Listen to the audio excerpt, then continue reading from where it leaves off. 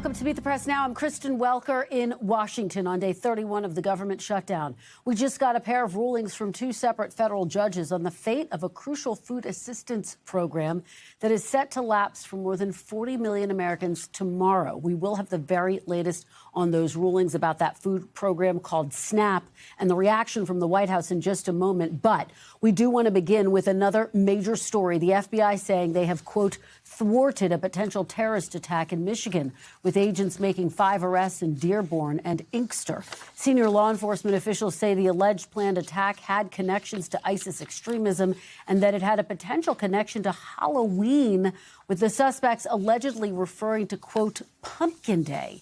It remains unclear what the attack was planned to happen today or whether specific targets had been identified. The investigation is still ongoing, but officials say there is no ongoing threat to residents in the area. FBI Director Kash Patel was the first to report the arrest, sharing the news of the alleged plot on social media early this morning. Michigan Governor Gretchen Whitmer thanked the FBI for its, quote, swift action in making the arrests and social media posts, but did not give further details on the matter. The FBI has yet to give a briefing. Joining me now to discuss all of this is NBC News national law enforcement correspondent Tom Winter. So, Tom, bring us up to speed here. What's the very latest that your sources are telling you about this alleged terror plot?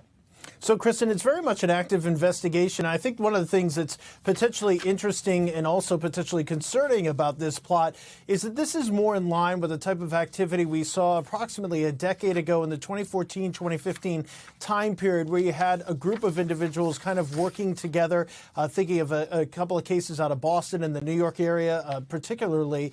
We had a couple of people working together, communicating together, talking about doing something. So there's still that kind of hearing the message of ISIS, hearing the message of terror, and then trying to find like-minded people that you can do business with. And that's what appears to be the case here.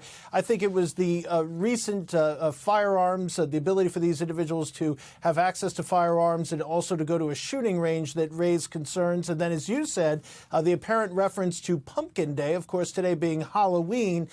That's something where when the FBI has, and we know this from prior cases, so I'm speaking of prior cases, when they have individuals under surveillance and they indicate that they might be about to do something, it's really kind of a challenge. You want the investigation to play out as long as possible, to develop as much information as possible, see who they're talking to. Is there anybody in the neighborhood that they're engaging with?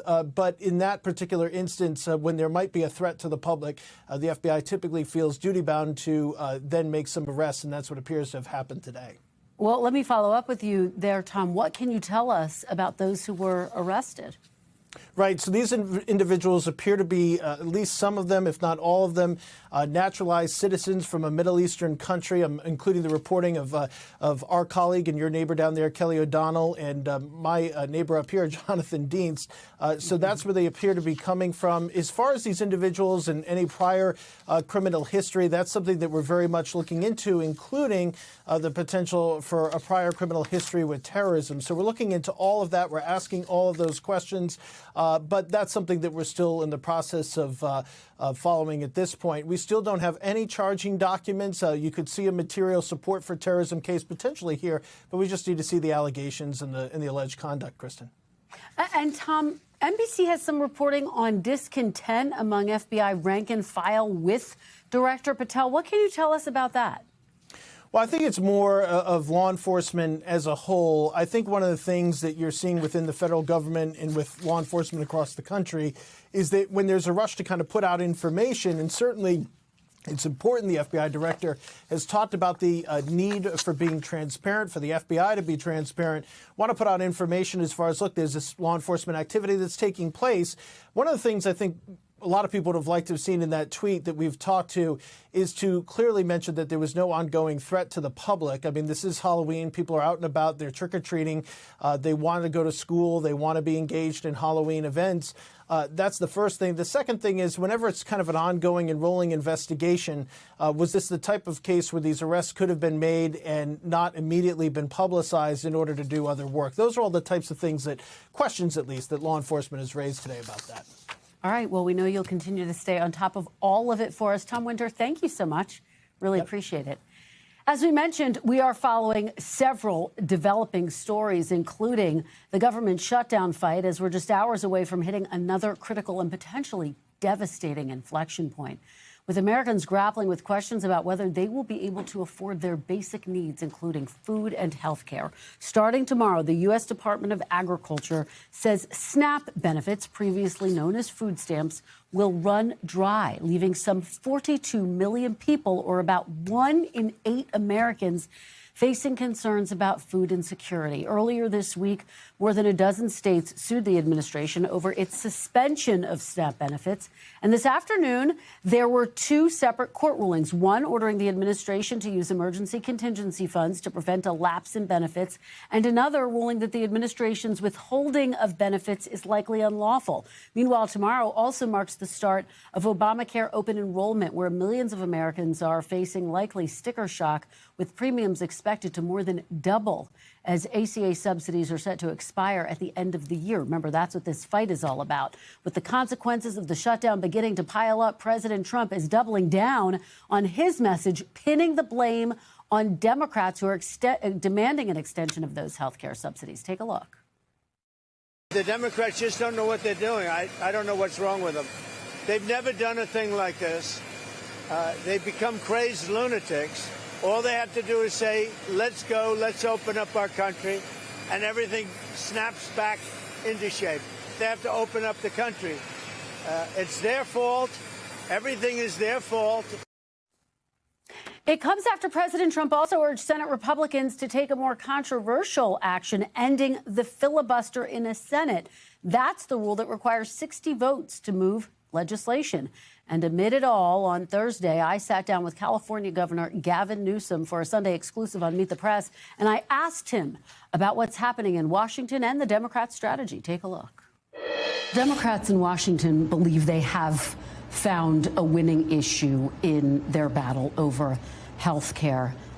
The government shutdown, now the second longest in U.S. history. Democrats essentially saying any bill to reopen the government has to include an extension of health care subsidies, which are set to expire at the end of the year. Do you believe Democrats have picked the right fight? Well, I'd say you're welcome to America.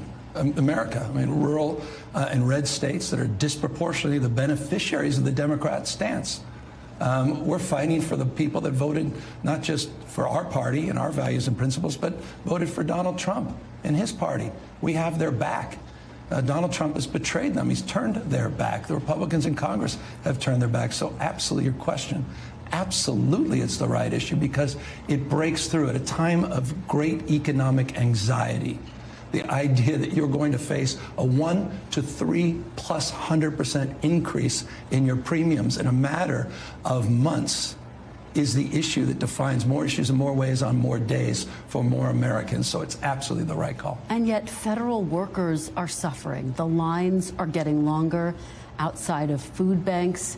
Some 5 million Californians stand to potentially lose food assistance. Yeah. What do you say to those 5 million Californians who are afraid their families are going to go hungry and they want Democrats to get together with Republicans and reopen the government? I think it's a disgrace. The USDA has never done this in the past. They said they have a contingency fund for precisely this moment. They said just a few days ago on November 30th, rather September 30th, that the contingency fund exists for a moment like this, a likely government shutdown. So there's you're right, 5.5 million Americans that live in my home state that will be impacted by the decision, the choice by the Trump administration to cut this program during Thanksgiving. And those same people will face unprecedented prices for beef and coffee and other basic goods, just as they're facing unprecedented costs for candy, up 10.8% for Halloween. And what we will all experience is this war on Christmas and the cost of toys because of Trump's recklessness on this massive sales tax increase of working families and blue-collar workers called tariffs. And you can catch my full interview with Governor Gavin Newsom this Sunday on Meet the Press. Joining me now is NBC News senior national political reporter Sahil Kapoor on Capitol Hill. And here with me on set is NBC News White House correspondent Monica Alba and NBC News legal affairs reporter Gary Grumbach. Thanks to all of you for being here. Monica, let me start with you. I had the opportunity to interview Kevin Hassett. We're going to have that coming up. I asked him if the administration would comply with these court rulings, which effectively say the administration has to pay these SNAP benefits. He tried to pivot and place the blame on Democrats. I'm not sure I got a straight answer. Have you gotten a straight answer? Is the administration going to comply? I'm not sure that they've come up with their own exact answer on how they're going to respond to this, because there is the political messaging on this, which is exactly as you say, to try to continue to blame Democrats. But then there's also the actual legal compliance question here. And if a federal judge is saying that they need to dip into the $5 billion that they do have in this sort of rainy day fund, then it does seem like the Department of Agriculture would have to do that. The mechanism for that is a little bit uncertain in terms of how those people, millions of people who rely on SNAP benefits, can actually get their debit cards, which is the way that they use it, reloaded with that money. And is that something that can happen very quickly? A bit unclear. We know that that lapses tomorrow. So the administration, for its part, as we heard Kevin Hassett indicate, said, well, if we have to do this, they're not going to be happy about it. But it sounds like they might relent and do that and follow, again, what this court, what this judge is ruling. But you can still expect to hear the same messaging, which is that they believe, and they will continue to argue, this is the fault of the Democrats. They want the government to reopen, and they want to do that by passing a clean continuing resolution. Democrats, for their part, say they're not ready to blink on this yet. Neither side is moving, Gary. Break down these two court rulings that we have gotten. What are the implications, and could we see the Trump administration try to appeal? So we've seen two different cases here, one out of Massachusetts and one out of Rhode Island. The judge in Massachusetts did not go nearly as far as the judge in Rhode Island did. What she said in Massachusetts was essentially, hey, get back to me by Monday on whether or not you could perhaps do a few $1 billion in SNAP, do part of the SNAP benefits for some of these states that were impacted. The judge in Rhode Island said, this is illegal. You absolutely need to fund fully with any sort of contingency funding. And if the contingency funds run out, essentially, he said, figure it out, find the money, and make sure these people are fed. I want to read one quick quote for you from this judge's ruling. He says, it's clear that when compared to the millions of people that will go without funds for food versus the agency's desire to not use the contingency funds in the case there's a hurricane need, the balances of those equities clearly goes on sides of the people that need to be fed. So clearly that's where his focus were, the millions of Americans that rely on these benefits. Well, it will be fascinating to watch this play out legally. And in terms of the messaging, Monica, as you say, all sides are dug in. Sahil, let me go to you on that point, because this is a real pressure point for lawmakers on both sides of the aisle. And yet, as you heard Monica lay out, instead of hearing about negotiations or compromise, both sides are increasingly pointing the finger and digging in. Yeah, that's absolutely right, Kristen. And there are certainly some lawmakers on Capitol Hill who are relieved by this court decision. I mean, talk about innocent victims of the government shutdown. 40 million low-income Americans would lose SNAP benefits if that cutoff happens tomorrow. That includes more than 1 in 5 children.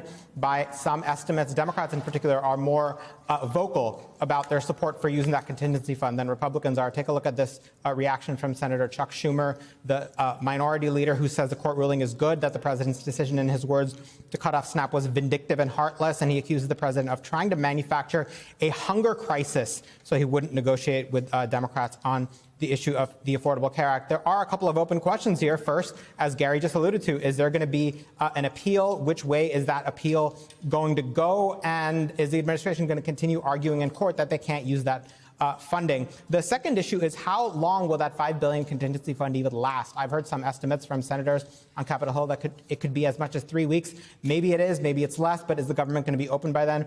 Nobody really knows. Lastly, Kristen, I was very struck by something Governor Newsom told you in that interview. He talked about how Republican voters, MAGA voters, are going to be some of the biggest beneficiaries of these programs like SNAP and ACA. He's absolutely right about that. This is not 10 years ago when Democrats were overwhelmingly winning low-income voters. Donald Trump has pretty much broken even, clawed back about 20 points worth of deficit from Mitt Romney in terms of the lowest income voters. So his own constituents, his own rather biggest supporters, would be very negatively affected by this. And that's yet another pressure point, Sahil. You're absolutely right. Gary, Sahil raises the perspective that, yes, there could still be an appeals process. What would that look like? How long would it play out? Well, this could be a weeks-long process, but what is interesting here is because both judges in Rhode Island and Massachusetts are in the same circuit court, it'll be a circuit court looking at both of those decisions, and that will actually play a role here. Both those decisions could have an impact on what ends up happening here because the circuit court has jurisdiction over them.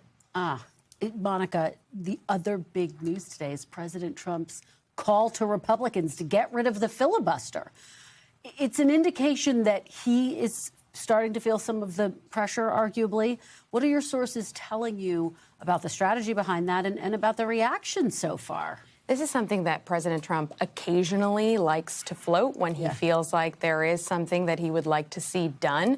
And time and again, we see Republican leadership respond and say, not so fast. I don't think that there is an appetite to do that. I'm not sure that that is something that we could do or want to risk, because as soon as you do eliminate that 60-vote threshold, well, what could it apply to on some other important pieces of legislation or other votes? It's certainly a bit of a gamble, and it sets it up, depending on, of course, whatever happens in next year's midterms, to be a potential issue for whatever next party is in power. So this is a conversation that happens from time to time. Again, the president saying that he would like to do that, to reopen the government, to move on, because I do think there is a bit of a squeeze here that the White House, Republicans, Democrats, all involved are feeling about how does this end. And the president can throw out an idea like that, but again, that's not one that seems like it's going to get very far. Well, it doesn't. And Sahil, as Monica is saying, you do have Republican leadership saying not so fast. House Speaker Mike Johnson weighing in. Yeah, that's absolutely right. I think President Trump's call for Republicans to abolish the filibuster was met with some immediate resistance, which you don't see very often here on Capitol Hill. Senator John Thune and John Barrasso, the number 1 and 2 Republican senators, remain opposed to abolition of the filibuster. Their offices tell us today, in response to Trump calling on them to do just that. There are some other Republicans who've weighed in, like John Curtis as well, the senator, first-term senator from Utah, says he's a firm no on removing the filibuster. Republicans have taken this position for quite some time now, at least on the legislative filibuster. And, you know, the reason has nothing to do with tradition or institutionalism. That's the argument they make. But the real reason, Kristen, is power. They are worried about what a Democratic trifecta would do and very likely could do if they come to power without the ability of Republicans to stop them. A whole host of issues that even the last 50-50 Senate would have done, but for the filibuster, passed a major voting rights bill. They would have codified abortion rights. They would have raised the minimum wage. They would have passed the DREAM Act. I could go on and on and on. Republicans don't want to live in that world, and they don't want to open the door for it. So, look, could it change? Of course it could. Trump has a way of getting what he wants around here on Capitol Hill, but at this moment, he has nowhere near enough votes to abolish the filibuster. And Monica, as we watch and wait to see what happens there, final question to you. Apparently the White House has a plan to pay members of the military again? Yeah, for the second time during the course of this shutdown, which is, of course, now about a month in. They're now drawing from some legislative funds that were appropriated for the president's so-called One Big Beautiful Bill that would have been used for military housing. They're also using some funds from the Pentagon's own research and development account and procurement account. They're combining all of that into a pot of about $5 billion that will be able to pay military and service members and troops today, but there's no guarantee that if this stretches on, they can keep doing it, though it does seem they've been able to cobble it together before, so who knows? All right. Well, guys, we've covered a lot of ground here. Thank you, Monica, Gary, and Sahil. Great start to the show. Really appreciate it. Coming up, it's the economy. My interview with one of the president's top economic advisors on what the White House plans to do or not do after, as we were just discussing, a federal judge ordered the administration to distribute those SNAP funds for low-income Americans. Plus, we'll talk with California's Attorney General, who brought one of these lawsuits as states try to force the federal government to step in to prevent more than 40 million Americans from losing crucial food assistance benefits tomorrow. Stay with us. You're watching Meet the Press Now.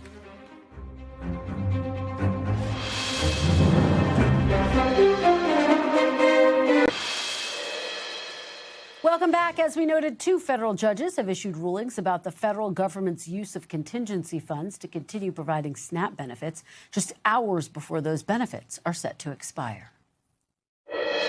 Joining me now is Kevin Hassett, Director of the National Economic Council. Thank you so much for joining me on a very busy Friday. Thank you. That's right.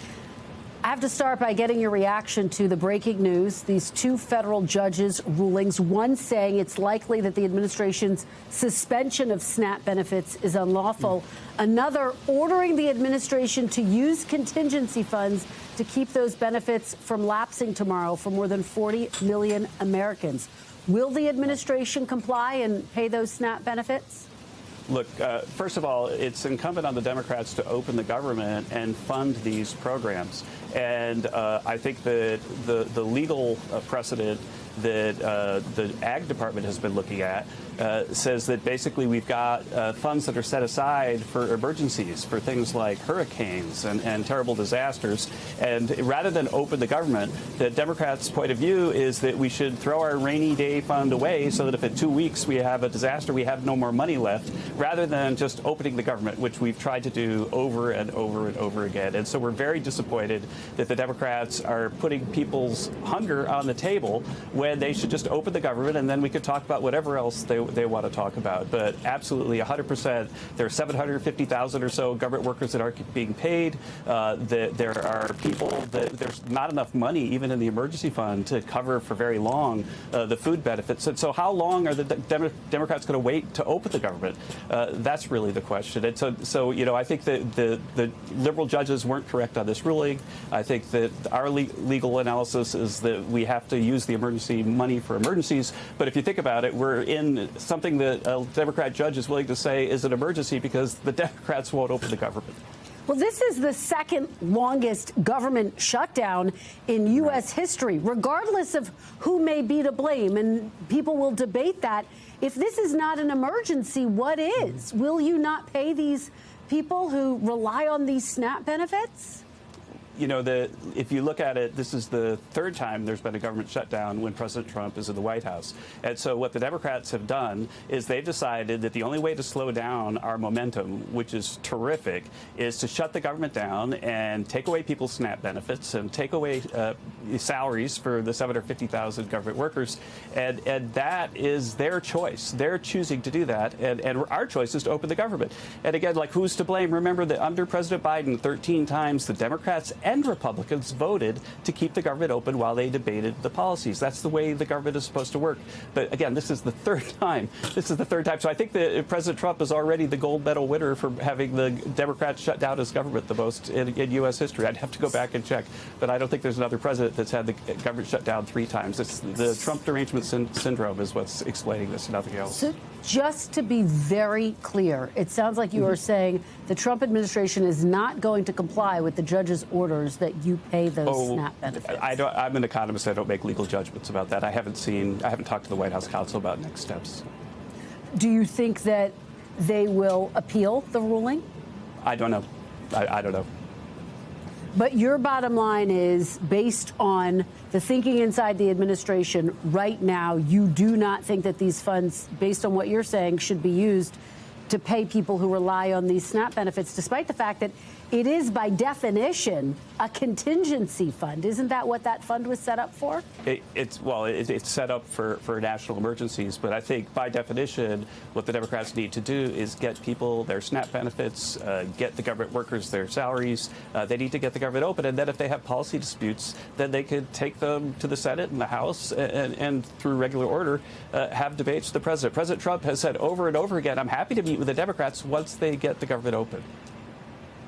Well, President Trump is the current commander-in-chief. He has previously said that ultimately a government shutdown, and he said this during past shutdowns under Democratic presidents like former President Obama, that ultimately it is up to the president to get everyone into a room and to get this resolved. So he's saying he's not going to meet with Democrats, but by his very own definition, isn't it up to President Trump to get everyone into a room and get this resolved? President Trump has said that we should pass the law that the House passed. He said that the Senate should pass the law, which every Republican in the Senate almost wants to pass, including multiple Democrats. And so this is a Senate matter, and the President Trump respects the Constitution, and he needs the Senate to resolve this. And as you probably saw in the news today, that he's even mentioned that the Republicans need to look into whether they have to waive the filibuster in this situation, because who knows how long the Democrats are going to keep the government closed. I'll get to the filibuster in just a moment, but Are you concerned about the widespread economic effects of SNAP benefits running dry? What about I'm the concerned, people who yeah, for rely sure. on those?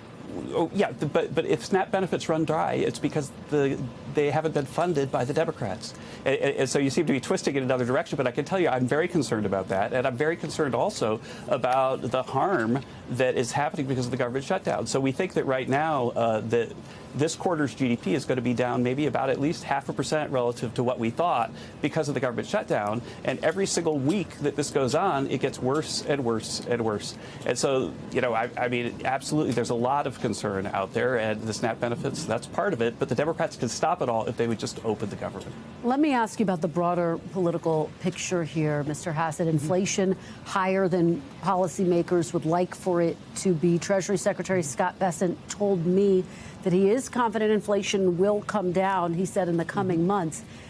What do you say to those who say the fact that inflation is not coming down faster, the fact that you're still going to the grocery store and seeing some food prices elevated, that President Trump has not followed through with his promise to rapidly bring down prices? No, let me tell you that prices have come down really rapidly relative to January, and certainly relative to the almost 10% inflation that Joe Biden gave us. But in the end, inflation is a thing that happens when the government is reckless with its spending. And President Trump is doing everything he can to get on top of that. And in fact, if we look at year-over-year numbers right now, the deficit in the U.S. is going to be $600 billion lower this year than it was last year under Joe Biden. And that's how you get inflation under control. The latest numbers, by the way, we just got the Consumer Price Index, surprised of 43. There were 43 Bloomberg economists who predicted what the number was, and they all missed because it was lower than that. And so inflation is coming down. There was just a positive inflation surprise that caused a rally in markets. And so President Trump's policies are working. Well, and yet CPI has been higher in the past 3 months than it was in the first 5 months of the year. Coffee is up 18.9%. Beef is up 14.7%. Bacon is up 5.8%. Does that not go against President Trump's promise to bring down prices on day one? Let's think about this. That I can remember when I first came to the White House, the only thing that people in the media were talking about was egg prices because they were so high. But because of President Trump's policies and Secretary Rollins' smart policies on the avian flu, did you know that egg prices right now are below where they were last year at this time? But what about the beef those prices other prices? Let's talk about the beef. Yeah, the beef price is an unusual circumstance because there's a pest infestation in Mexico, and so we've shut about 250,000 metric tons of beef imports from Mexico because of this infestation, and that's caused a temporary spike in prices. But that's something that we'll get in control as soon as we get the pest infestation under control. Quick rapid fire, because we're out of time. You talked about the president's call to get rid of the legislative filibuster. Do you have any sense that that is gaining momentum already? Some top Republicans throwing cold water on the idea? Well, I'm sure that people who are senators who understand Senate traditions, believe that the filibuster is an important part of that tradition, and I respect that. But on the other hand, you have to ask yourself a question if you're a senator. How long is too long for the Democrats to keep this government shut down? And when is it going to be enough is enough time? And I'm hoping that the Democrats open the government as soon as possible. And I think that if they don't, if it's another month and we're still having conversations like this, then I'm guessing that, stronger measures are going to have to be taken. All right. Kevin Hassett, thank you so much, as always, for joining us, for your perspective. Great to have you with us. And up next is the final weekend before Election Day. We've got the last-minute pitch by two of the candidates for governor in New Jersey and Virginia. Plus, what next week's results could mean for the midterms. Stay with us. You're watching Meet the Press Now.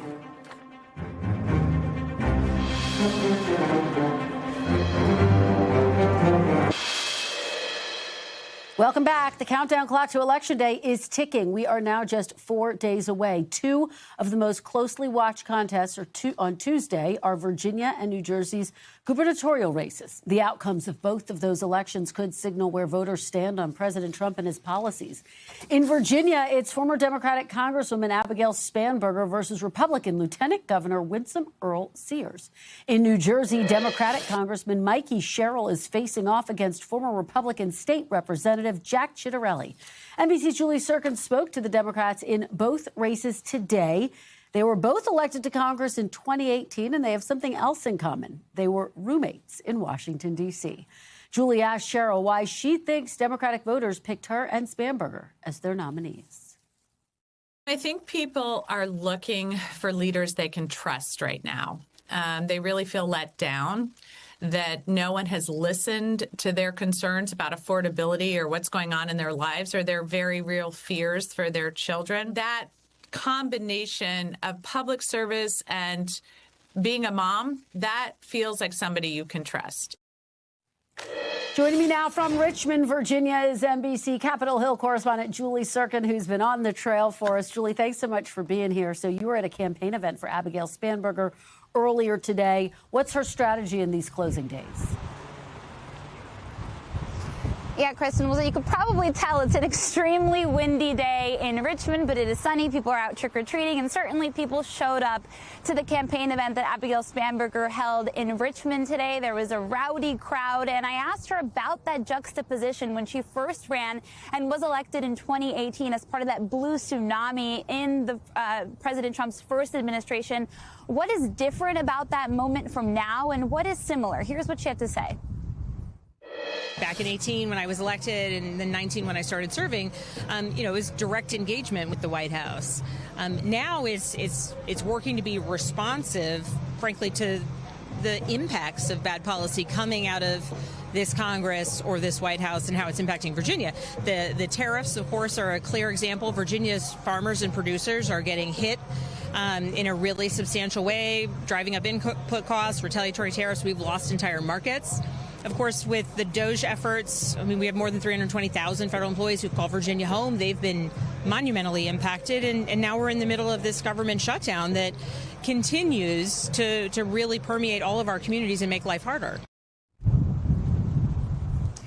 Now, she did say, Kristen, in talking with the crowd that was gathered there almost instantly, that Virginia has a message to send. Virginia and New Jersey, just 2 elections happening this year. And so she and Cheryl, kind of an interesting position of being kind of the first real test since the start of the president's second term here. Well, Julie, great conversations there. And I know you've also been talking to voters in Richmond. What are the issues that they are highlighting? And obviously, you heard Congresswoman Spanberger talk about the shutdown. How large is that looming over this race?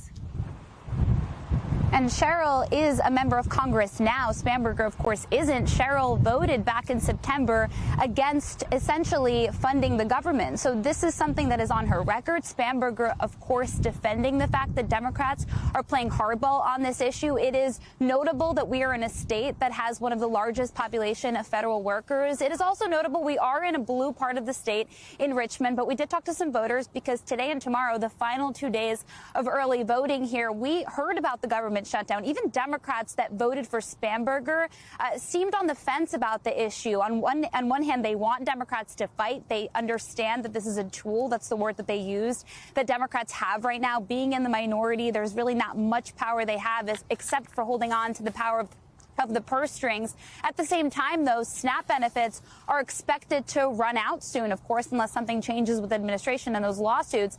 People are going to go hungry. People are not going to be able to put food on the table. So there was some consternation. Some voters that we spoke to say they're not sure how they feel about that issue, despite, of course, understanding why Democrats are doing this for health care and the like. But so far, Spanberger being very defiant and, again, bringing it back to those DOGE cuts, of course, that impacted the federal workforce here initially. Julie Sirkin, thank you so much for your great reporting and your on-the-ground conversations, not just with the candidates, but with the voters who are going to have their say on Tuesday. We really appreciate it. And don't forget to stay with NBC News for complete coverage of Decision 2025. Our special election night coverage with me, Tom Yamas, Hallie Jackson, and the great Steve Kornacki kicks off on Tuesday, 7 p.m. Eastern, streaming right here on NBC News Now. And coming up after the break, Democratic-led states take on the administration and take it to court over the government's claim that the shutdown has left them with no way to fund food assistance for tens of millions of low-income Americans. California Attorney General Rob Bonta joins us next. You're watching Meet the Press now.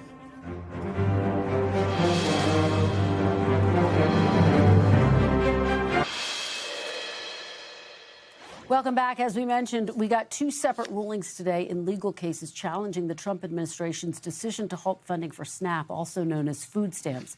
In the case brought by 25 Democratic-led states, the judge ruled the pause in fundings is likely unlawful, but stopped short of ordering the administration to disperse the funds. Joining me now is California Attorney General Rob Bonta, one of the state attorney generals suing the Trump administration. Thank you so much for joining me, Mr. Attorney General. Really appreciate it. Thanks for having me. Great to be with you. Well, it's great to have you. What was your reaction to that judge's ruling and the fact that the judge didn't say the USDA has to disperse the funds? Well, we were gratified that not just one, but two different courts found in our favor. They reflected our arguments and our view of the facts and the law, and found that the government, the federal government, was unlawfully withholding billions of dollars of funding that is available and should be used to pay for food stamps for hungry Americans across the country. That was good. We are still awaiting more detail and specificity around how much of the funds will be sent to which states by when. And of course, this is urgent. We have Californians and Americans who are facing immense harm and imminent harm, and they need their food tomorrow. So we are awaiting more details from the courts as to how much of the funds will be sent out. But we are gratified that there was a finding that the government was acting unlawfully and that the federal government must expeditiously send SNAP funding food stamps to the hungry in our country. What is your sense of the next steps in this case? In other words, do you get the sense that the Trump administration is asking top economic advisor Kevin Hassett about this earlier today, and he disagreed with the ruling and said, look, this is really a shutdown that's been caused by Democrats. Do you get the sense they're going to appeal? It's up to them whether they're going to appeal or not, and they have frequently appealed, so it wouldn't be a surprise if they did. But it's up to them. There's certainly irreparable harm in the form of people starving. Health and lives are at stake. That supports our case that we need this funding sent out immediately. And this has nothing to do with the government shutdown. In fact, this contingency fund is supposed to be used in exigent emergency circumstances like a government shutdown. That's why it's a contingency fund, for the contingency of the normal operational funds not being available. So the next step is for the District of Massachusetts to have a hearing on Monday to hear the federal government's plan as to how much money they're going to send out and to which states. And then in the District of Rhode Island, the second court order in our favor will get more specificity in a written order that should come out anytime, including today, indicating how much the federal government is required to spend from the contingency fund and to which states it must send that funding. Well, what do you make of Kevin Hassett's, the administration's argument that the fastest way to get these funds to the millions of people who rely on them, including more than 5 million people in your state of California, is for Democrats to vote with Republicans to reopen the government and then negotiate over their health care demands? It shows that they are trying to weaponize this issue. They are trying to starve hungry Americans so that the Democrats sign on to something where the Republicans can then steal Americans' health care. And the fastest way for hungry Americans to eat is for the federal government to follow the law, do their job, and spend the $5 to $6 billion that are in the contingency fund that is sitting there. They are lying when they say, quote, the well has run dry. It is full of $5 to $6 billion worth of funding for food for hungry Americans. So they're playing games. They are treating our most vulnerable Americans like political pawns, our children, our seniors, our sick, our poor, our disabled, our veterans, and it's disgusting, dangerous, and damaging. What do you say to those Americans, to those Californians who are afraid right now, who don't know how they're going to put food on the table? I say we're fighting for you. We see you. We value you. We will have your back and fight for the food that you are owed. We will fight against the Trump administration, who is trying to starve you and withhold food for you that is available if they would just not cruelly and unlawfully withhold it. So we have 26 states that have your back and want you to eat and are doing everything in our power to help make sure you get the funding you are owed from the federal government. Let me turn to another issue now. There are obviously going to be elections in California and other states across the country on Tuesday You have announced that California will be deploying observers to watch the federal election monitors. You said President Trump is, in fact, laying the groundwork to potentially challenge the passage of Prop 50. That's the proposition being pushed by Governor Gavin Newsom that would enable Democrats to add additional seats in the state. What evidence do you have that these federal election monitors are laying the groundwork to potentially challenge Prop 50? We have the evidence of their leader, Mr. Trump, sending them to California when he is someone who already posted, Truth Social post, that the California elections are dishonest. He stated that and concluded that without any evidence, without the monitors even have being sent and reporting back and gathering any information from. He has concluded it.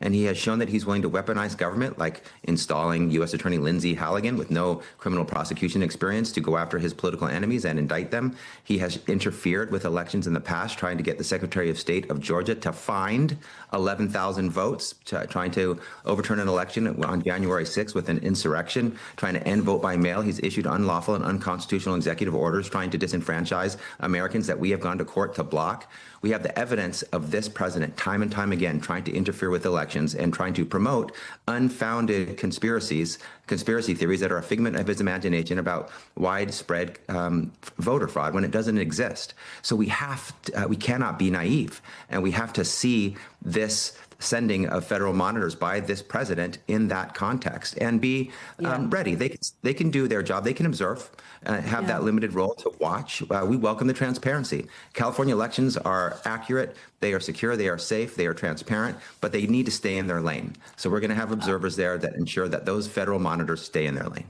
All right, California Attorney General Rob Bonta, thank you so much for being here. Really appreciate it.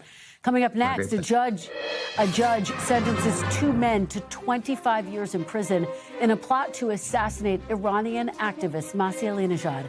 I will speak to her about her message to her would-be killers and where the fight for freedom in Iran goes from here. You're watching Meet the Press now.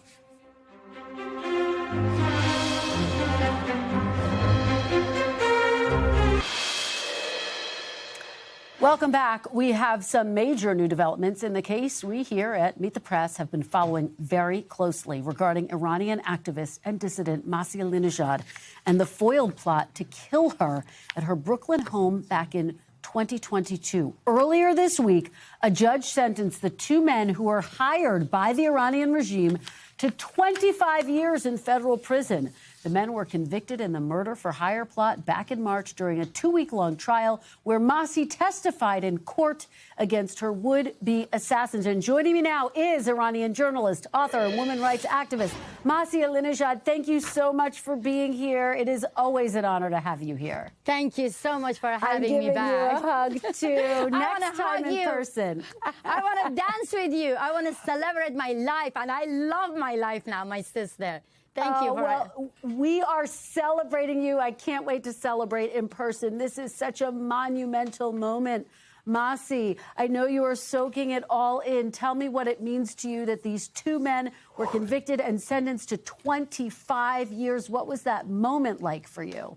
You know, I cannot even describe it to anyone. Facing 2 would-be assassins, like face to face, standing there, and being empowered by a female judge in the courthouse, which is the dream of millions of Iranians to have this justice, I felt like one of the most horrible chapter of my life was closed. It was a closure. And I said that justice is beautiful. I love America because my sister, I told you, I grew up in a tiny village in Iran alongside millions of schoolgirls and schoolboys. I was brainwashed to chant death to America, and how ironic that the same country, America, gave me a second life. And this is beautiful. And thank you so much, America, for giving me freedom. I dedicate my life to protect this land from terrorism. And you see that. I'm louder. I'm full of joy. Well, you are full of joy and energy. You're undeterred. And I know this is not the end of your It's fight not. and of your activism. You have been talking about how you want to see the Iranian regime held accountable. Masi, what is Exactly. next for you? How are you going to make that happen? You know, I have to talk directly to Ali Khamenei, the supreme leader of the Islamic Republic, because he was the one when I actually compared compulsory hijab to the Berlin Wall, and I asked Iranian women, let's tear the wall down. He himself ordered my killing. He said to members of Revolutionary Guards, we have to take a stance against that American agent, talking about me. And what happened? The head of the Revolutionary Guards, Hossein Salami, dead. 2 killers they sent on New York soil.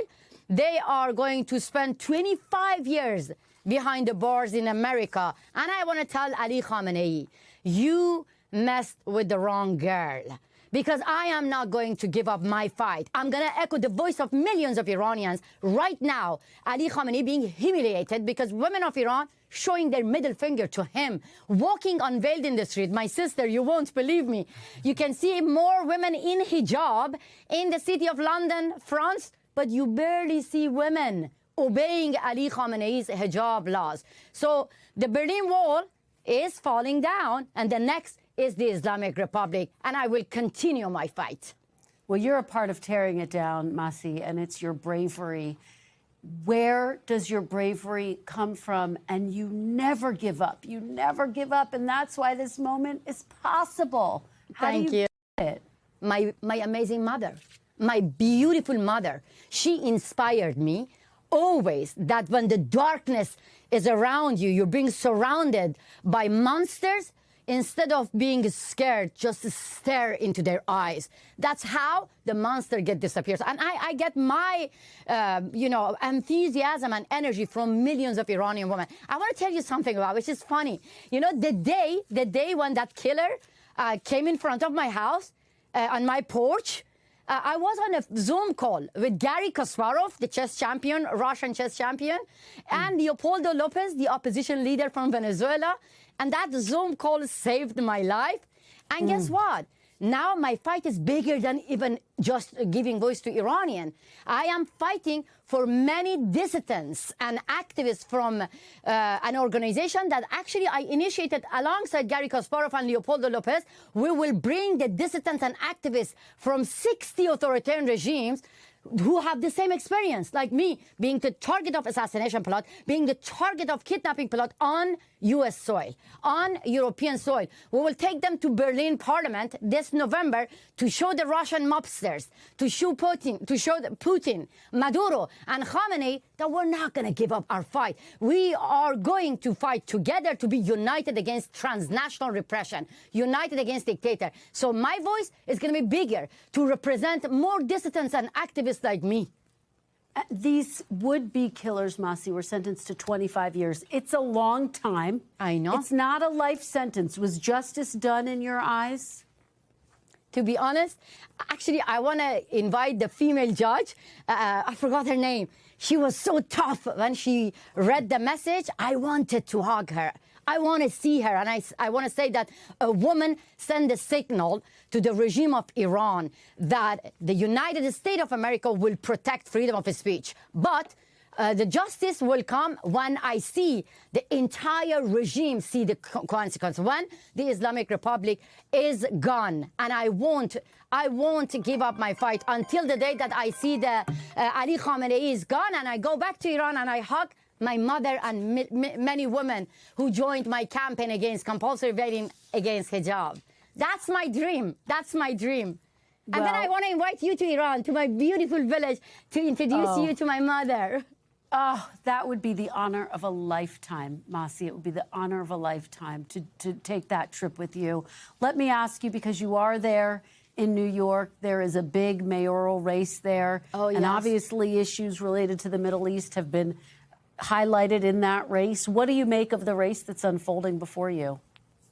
No matter which candidates get the chance to be the mayor of New York City, they must stop the terrorist organization like Hamas and their sponsor, the Islamic Republic, to target the citizens of the United States of America. That should be the campaign that all mayors talking about it. From President Trump, actually, I want to send a message as well. This regime do not understand the language of diplomacy. We have to protect the national security of America by putting maximum pressure on the Islamic Republic. All right, Masih Alinejad, next time, please come in person, and it would be the honor of a lifetime to visit your mom. Thank you promise so much. And we are sending you all of our positive thoughts and cheering you on after this monumental victory. Thank you, Masih. Woman, life, freedom. Thank you.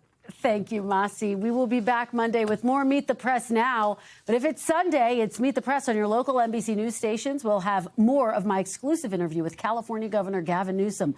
Plus, we'll have a brand new NBC News poll with Steve Kornacki at the big board. Don't miss it. There's more ahead on NBC News Now. We thank you for watching. And remember, stay updated on breaking news and top stories on the NBC News app or watch live on our YouTube channel.